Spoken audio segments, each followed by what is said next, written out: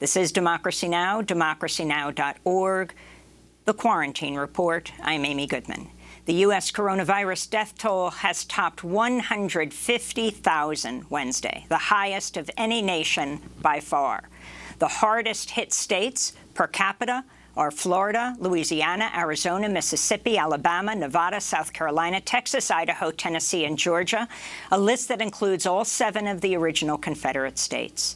Today, we talk about COVID and so much more as we spend the hour with Noam Chomsky, the world-renowned political dissident, linguist, and author, professor emeritus at the Massachusetts Institute of Technology, where he taught for more than 50 years, now laureate professor in the Department of Linguistics at the University of Arizona, author of more than 100 books. Professor Chomsky spoke with Democracy Now!'s Nermeen Sheikh and I on Thursday from his home in Tucson, Arizona, about the coronavirus crisis. We should understand the roots of this pandemic.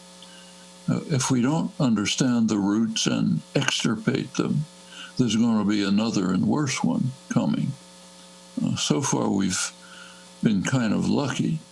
There are coronaviruses, epidemics are very serious, and there are many possibilities. So far, all the ones that have happened in the last 10 or 15 years, either the virus has been very deadly but not very contagious, like Ebola, or very contagious but not very deadly, like COVID-19. What happens when the next one comes along that's both very contagious and very deadly? We're in deep trouble. Deep, much worse than this, much worse than the so-called Spanish flu, which ought to be called the Kansas flu by Trump's logic, originated in Kansas a century ago. We may be facing something much worse than that. There are ways of dealing with it. After the SARS epidemic in 2003, scientists knew that another one is very likely. They warned against it. They presented policies that could be carried out. They weren't implemented, in part because of deep institutional pathologies. The drug companies, who are the obvious candidates for dealing with it, can't. By straight capitalist logic. You don't spend money to try to prevent a catastrophe 10 years from now.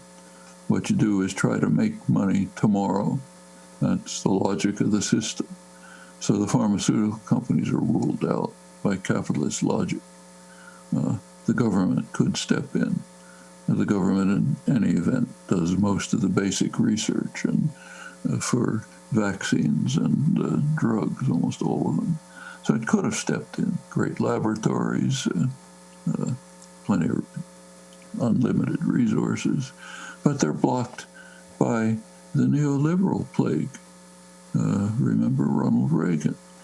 Government is the problem, not the solution, which means we have to take decision-making and action out of the hands of government, which has a flaw. It's somewhat responsive to the population. We have to shift it to unaccountable private tyrannies, which are totally unaccountable to the population. That's the meaning of Reagan's slogan. That's the fundamental principle of neoliberalism. We've been suffering, the world has been suffering from it for 40 years, except for the tiny percentage who've become super rich and extremely powerful. Well, that blocks the government. Nevertheless, there were things that the government could do. When the Obama administration took office, in the first few days, Obama called the Presidential Scientific Advisory Board, which had been established by George H.W. Bush, the first Bush, who had some respect for science. Obama called it. He requested that they put together a pandemic reaction program, a way to deal with a pandemic if it comes. They came up with a report a couple of weeks later. It was implemented. It was in place until January 2017. Trump came into office. First few days, dismantled the whole system. Nothing.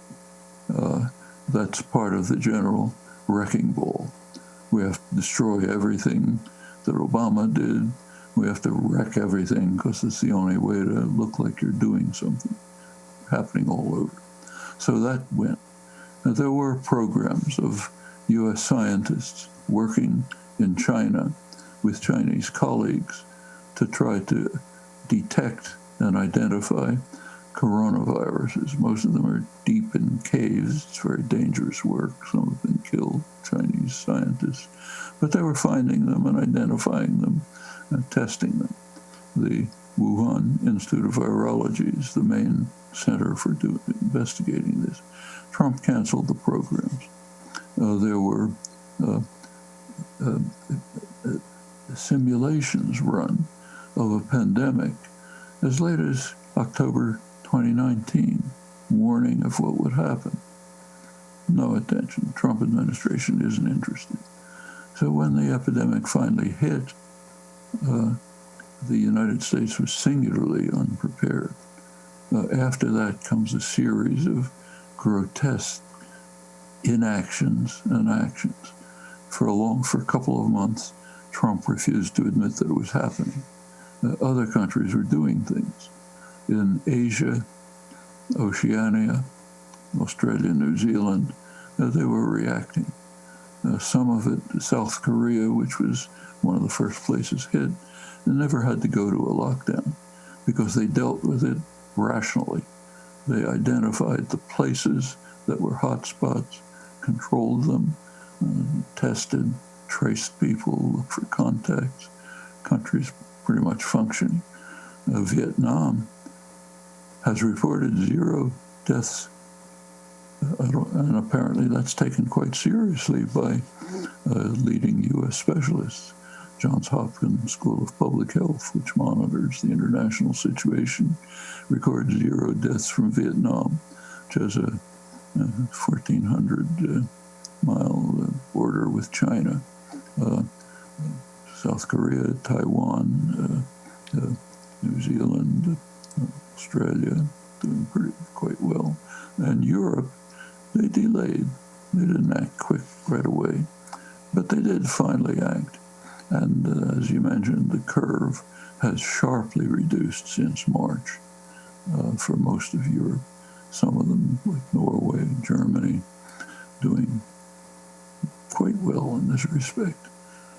People are traveling through southern Italy. It's treated almost like normal. It's gotten so extreme that, as you know, Europe has banned American visitors. The United States is such a pariah state that Americans aren't permitted to go to other countries. Other countries won't allow them in. This is kind of mimicked in a horrible way in Brazil.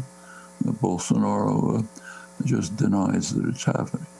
It's just a mild flu. Don't worry about it. Brazilians are strong. We don't care. So no big meetings of right-wing Bolsonaro supporters dancing in the streets, spreading the virus, and Bolsonaro says fine. One of the really world-shaking crimes that's being carried out is the destruction of the Amazon. That affects the whole world, not just Brazil. I mean, it means basically genocide for the indigenous populations. The scientific predictions are that on our current course, the Amazon will shift in about 15 years from being a net sink of carbon dioxide to a net emitter of carbon dioxide. sometimes called the lungs of the earth. Forest absorbs huge amounts of carbon dioxide. It'll start emitting them instead.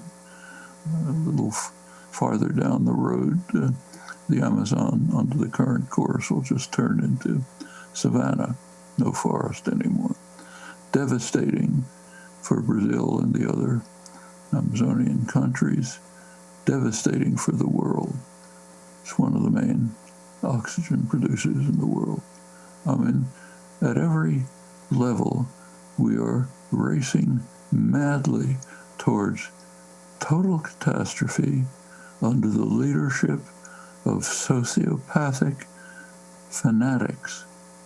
It's as if some evil demon decided to take over the human species and drive them to self-destruction. And much of the world is trying to counter it, almost all the world. But the United States and Brazil are the extreme cases of racing with dedication towards disaster. Going back to this election, that's the reason why it's the most dangerous, the most significant election in history, why Trump is in fact, this may sound outrageous, but it's true, Trump is the most dangerous figure in human history. The Republican Party today is the most dangerous organization in human history. You can compare Trump to, say, Hitler. The Wannsee Declaration in 1942 called for killing all the Jews, tens of millions of Slavs, not destroying organized human society. There has been nothing like this, nothing. The Republican Party we know how they shifted. In 2000, you go back just a decade or so, John McCain, 2008, was running for president. His program had some pretty weak, but some policies directed to global warming.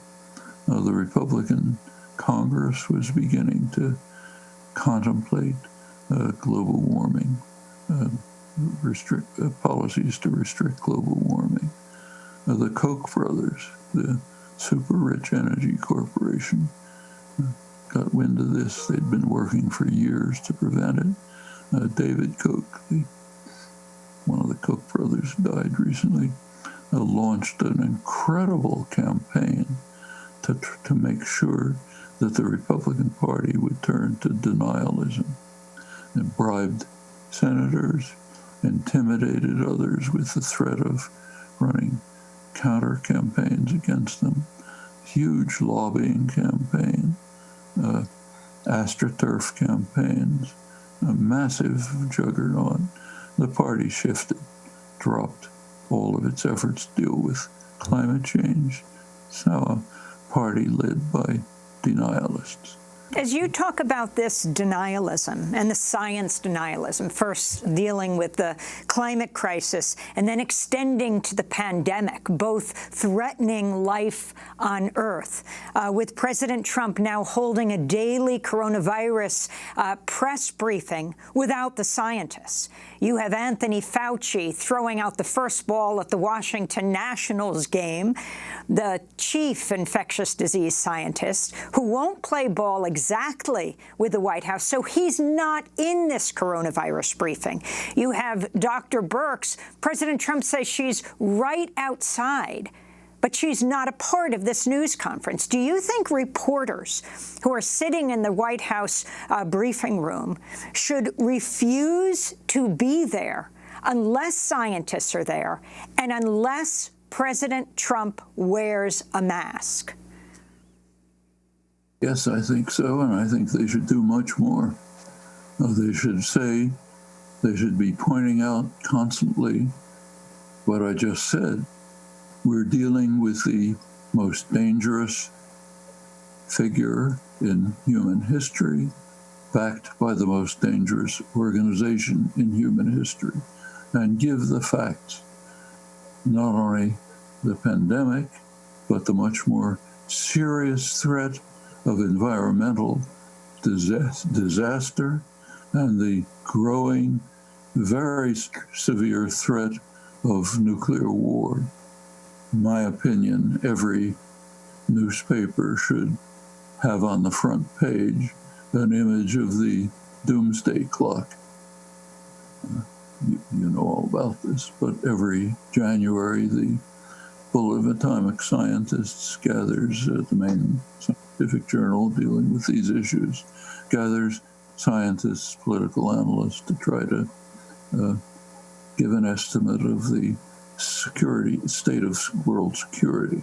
Started shortly after the atom bomb. It's been going on for 75 year. The minute hand is moved closer to midnight or farther. It oscillates closer or farther to midnight, depending how dangerous the world situation is. Midnight means we're finished. Every year that Trump has been in office, the minute hand has moved closer to midnight. 2 years ago, it reached the closest it had ever been. This last January, the analysts gave up minutes. They moved to seconds, 100 seconds to midnight. Since January, Trump has made every one of the issues that they brought up worse. There were 3 major issues. One is, of course, the threat of nuclear war. Second, the threat of environmental catastrophe. The third, the deterioration of democracy, which does belong, because it's only with a vibrant democracy of informed, engaged public that we can have any hope of escaping from the 2 existential crises. Since January, Trump has succeeded in making all 3 crises worse. I mentioned the nuclear weapons issue, considerably worse thanks to Trump's actions. The environmental crisis, of course, getting worse as he continues to press for maximization of the use of the most dangerous fossil fuels, cuts back through his EPA representatives and others, cuts back on the efforts to mitigate the crisis through regulatory means. And democracy, it's pretty obvious. The executive branch has been essentially cleansed of independent voices, nothing but sycophants of the Pompeo variety, were sent by God to save Israel. The inspectors general who were imposed by Congress, by the Republican Congress, to monitor malfeasance of the executive branches, purged. Trump, in fact, went out of his way to humiliate the senior Republican Senator, Charles Grassley, who'd spent much of his career imposing these monitors. Attorney for the state Southern District of New York, looked into the Trump swamp, fired. Congress, turned by McConnell, used to be called the greatest deliberative body in the world. Now it's a joke. Doesn't do any deliberation. It does essentially nothing except try to race through as many appointments of young ultra-right judges as possible so they can pack the judiciary for a generation. And the only other thing it does is figure out ways to pour money into the dollars into the pockets of the rich, like the tax scam. That's the Senate, the greatest deliberative body. Proposals come from the House for legislation. McConnell just cans them. Don't look at them. That's not the role of the Senate. I mean, this is so going back to that's why there should be the Doomsday Clock on the front of every newspaper. Show us what the United States is doing to the world, to itself and the world. That should be in front of everyone's attention. So, and there are many other things that should be done. There should be major protests now everywhere against the use of military force to occupy American cities and to crush, he peaceful dissidents. This is intolerable in a functioning democracy. We can't sit by and let it happen. Just let it proceed step by step until we reach real catastrophe. Professor Noam Chomsky, when we come back from break, he talks about Israel's threat to annex the West Bank, the upcoming U.S. election, and more.